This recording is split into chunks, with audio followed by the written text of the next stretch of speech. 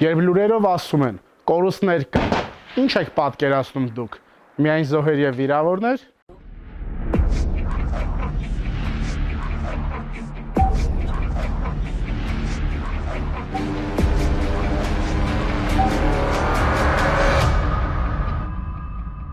Ողջույն։ Եթերում ռազմական բառարանն է եւ Բանակ ինֆո ռազմական մասնագիտացված կայքը Point of Law փաստավարական գրասենյակի աջակցությամբ շարունակում է իր հաղորդաշարը։ Ինչ են պատկերացնում քաղաքացիները, երբ որ լսում են, որ օրինակ զինված ուժերը կորուստներ ունի եւ ինչ կարող են իրականում նշանակել։ Այսօր խոսնել ենք կորուստներից եւ կորուստների ենթատեսակներից, եթե կարող ենք մեզ թույլ տալ այդ կորուստները անվանել եւ դասակարգել նման կերպ։ Մասնավորապես կորուստ եզրույթը ինքն իրենով ընդհանրական հասկացություն է, որը իր մեջ ունի այսպես կոչված դասակարգումներ։ Մասնավորապես կորուստների մեջ կարող ենք դասակարգել անդառնալի կորուստներ եւ սանիտարական կորուստներ, որոնք են դրանք եւ որոնք են դրանց տարբերությունները։ Իրականում պետք է հասկանալ, որ այս եզրույթների անգամ սխալ կամ միամտաբար սխալ օգտագործումը կարող է հանգեցնել անգամ սեփական զորքերի մեջ կամ սեփական հանրության մեջ լայն շրջանակների խուճապի,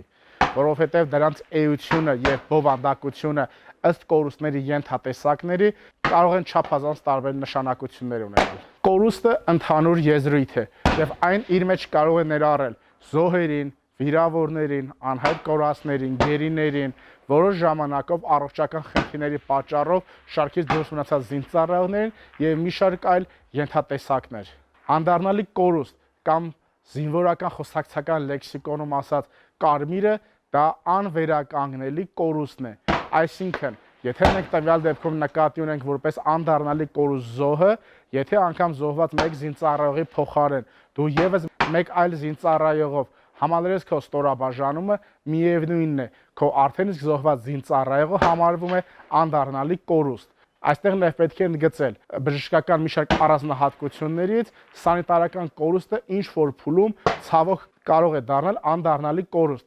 այսինքն օրինակ վիրավորված զինծառայողը համարվում է սանիտարական կորուստ, իսկ եթե նա օրինակ գիտակցության չգալով մահանա, այն արդեն դասակարգվում է որպես անդառնալի կորուստ։ Եթե մի փոքր տուրք տանք ցինիզմին, կարող ենք նշել, որ քանի որ պատերազմի դաշտում ելնելով սննդի, քնի, հիգիենիկ եւ մի շարք այլ պայմանների բացակայությունից կամ սուղ պայմաններից շատ հաճախ հանդիպող երևույթ է փորլուծությունը կամ փորկապությունը, անգամ փորլուծություն կամ փորկապություն ունեցող զինծառայողը, որը տվյալ պահին չի կարող մասնակցել մարտական գործողություններին, համարվում է սանիտարական կորուստ, որը բնականաբար անդառնալի կորուստ կամ մեր էմոցիոնալ ընկալմամբ կորուստ մենք չենք կարող նա համարել։ Այստեղ կա եւս մեկ շատ հետաքրքիր, կարևոր եւ հայկական իրականության մեջ կարող ենք ասել որոշ չափով անտեսված նրբերանգ։ Քանի որ մենք սովորաբար մարտունակություն եզրույթը գնահատում ենք հիմնականում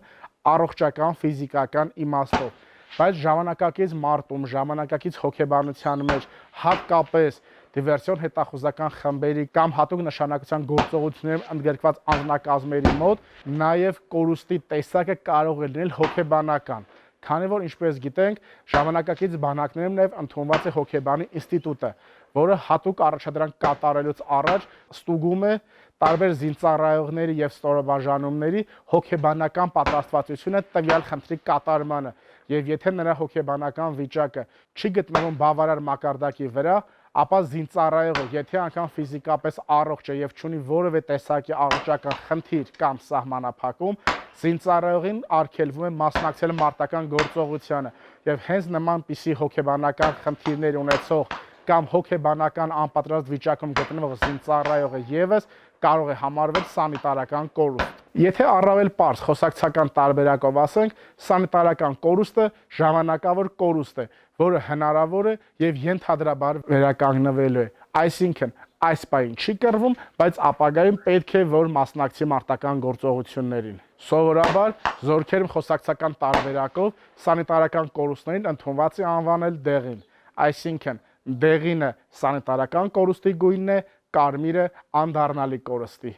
Հատկապես սովետական եւ հետսովետական երկրներում նաեւ անդառնալի եւ ժամանակավոր կորուստներին ընդունված է անվանել թվերով, մասնավորապես Անդառնալի կորուստները սովորաբար ասում են 200, իսկ սանիտարական ժամանակավոր կորուստները անվանում են 300։ Իսկ ինչու է կարևոր տարբերակել այս երևույթները եւ կորուստի տեսակը հստակ եւ ճշգրիտ նշել։ Որովհետեւ օրինակ, եթե ասում ենք մեր բանակը ունի 10 կորուստ, հնարավոր է օրինակ 5 ունենան ջերմություն, մրսածություն, 2-ը